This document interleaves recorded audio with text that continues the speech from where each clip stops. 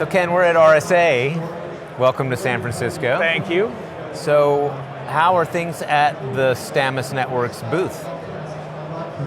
Been really excited. It's the first day, but we have seen a lot of traffic, had a lot of interest come through, and people from been surprised at the geographies. A lot of Europeans have come through our booth, and we're known in Europe anyway. That may be part of it. But then a lot of people here from California as well. So I'm very excited about the traffic we've seen. Great. So I happened to walk the show floor, and I see a lot of the network detection and response competitors out here. And as you know, it's a pretty crowded market. What is Stamus doing, in your opinion, that's working well to differentiate the Stamus brand, the Stamus solution from some of these competitors, many of which are maybe a little better funded, a little bit bigger, a little bit more well known? So you're right, it is a very crowded market, and I would say there's three things that we excel at. One is our product answers some pain points that the customers have around the visibility into the events that some of our competitors bring forward. We're very good at providing all of the contextual information behind it and solving the black box issue that a lot of our competitors stumble on. So that's one area. Another area is we just generally do a better job at detection than some of our competitors. When we go into a proof of value, proof of concept, we win those 80-90% of the time. We just don't lose at that level, because if we can get to the POC, we can show prospects just how good our product is. And then I think the third area where we excel at is in the customer support and the customer service that we provide. Our customers love us. We have very fast response times if they have issues. We get to know them well, and if they have problems, we have problems. So we answer their questions very quickly, and because of that, we have almost no churn. We're at the 95% renewal rate, less than a 5% churn, and our expansions way outpace our churn every year. So one thing that I've heard people talk about a lot of our prospects when we're talking to them, especially those that have maybe deployed one of our competitive solutions, they talk a lot about alert fatigue and the impact that has on the time that their security operations team spends on an incident and chasing false positives and that sort of thing. What does Stamus Networks do to combat that and maybe present a solution to that alert fatigue problem? So we have a couple of things that we do. We have an innovation that we call declarations of compromise. And what we've done is, on top of both alerts and machine learning anomalies that we have created a software system around that to determine what is of high enough priority that the customer needs to pay attention to. And we believe we've done a really good job at that. So when we have a declaration of compromise fire or show up, it essentially says that you have something that is compromised that you need to look at. We don't think it's an anomaly that needs to be invested. I mean, yes, you're going to need to investigate it further, but it's not is this a bad thing or not? It is a bad thing. We have very high confidence level in that. And that is something that our customers have commented on. And in fact, a number of them will run it straight into some sort of a SOAR and run a playbook off of it because they have enough confidence in our declaration of compromise. And to follow on with that, we then created a declaration of policy violation. And a policy violation, while not at the same level of seriousness as a compromise, a policy violation usually means a mechanism that a criminal could use to compromise your network. And so we can bring those up. And an easy example would be clear text passwords, right? The fact that you're passing a clear text password does not mean that you are compromised, but if someone gets into your network and then sees clear text passwords, you're in bad shape. Right.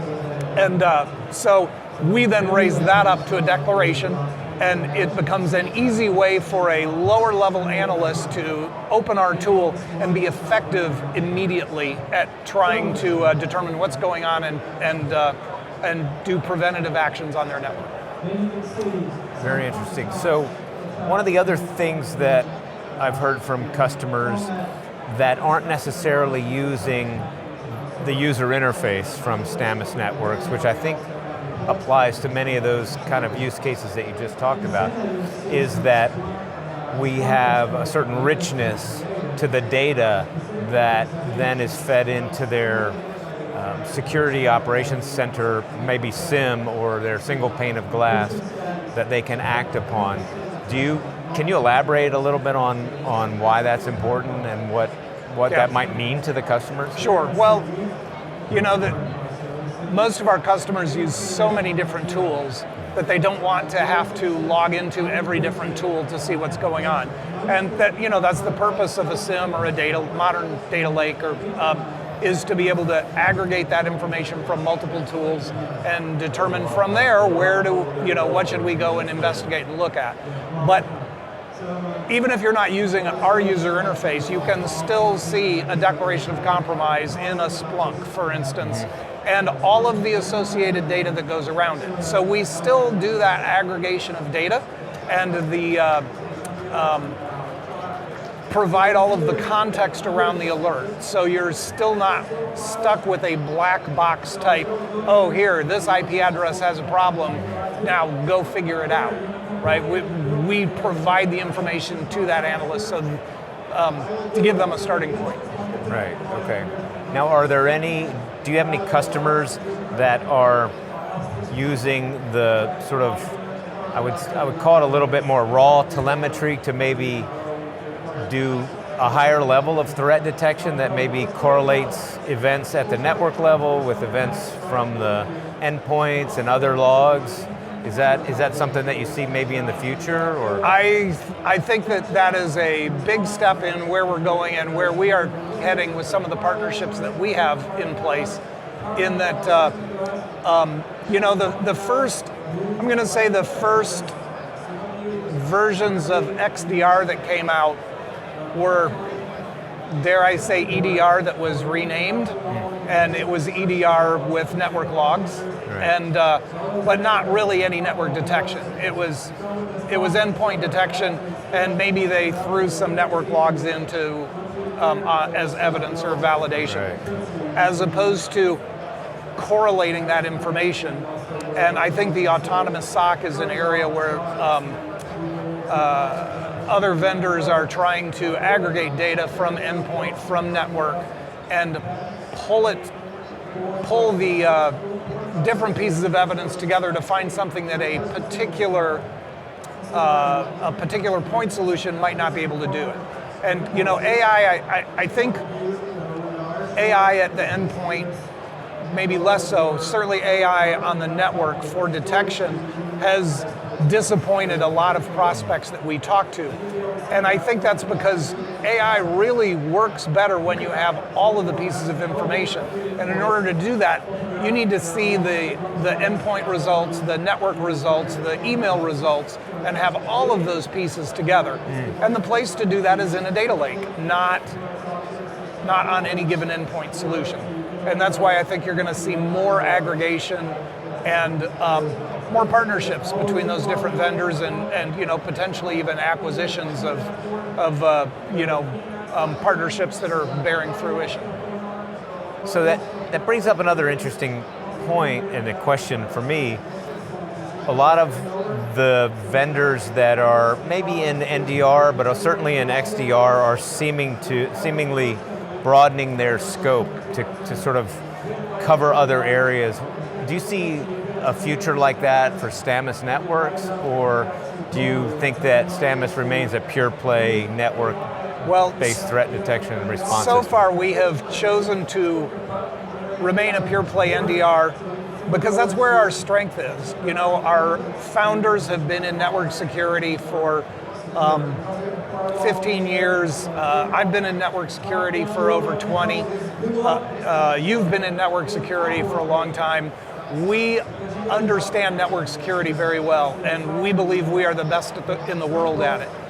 So for us to suddenly say, oh, let's be a data lake, or let's do endpoint, makes much more sense for us to partner with the people who are experts in those areas. Most of our customers are people who have been looking for best-of-breed solutions. They have a SOC, they have a team, and they are not afraid to integrate products together to get there. And so we're a great fit with that market segment who want the best.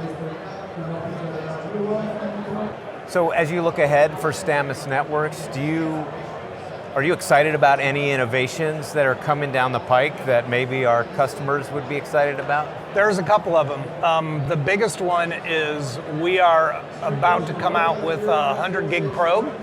And while some other people have had 100 gig probes, the level of what we can do at full line rate will dwarf what everyone else does. So we can ingest, we can apply millions of IOCs with our rule set's probably up to 120,000 rules, plus the machine learning AI algorithms we run on it, and we can run that on a fully saturated 100 gig link. Yeah. Wow. And that is way cool to think about being able to do that at that kind of line rate. What's the alternative to having a single probe that can run at 100 gig? If you want to handle that capacity. You're going to have to put it through a packet broker and break it down into smaller chunks for whatever that vendor. Okay, so multiple probes, probes, a packet broker that maybe you didn't have to pay for before. And then then you got to aggregate those results back together.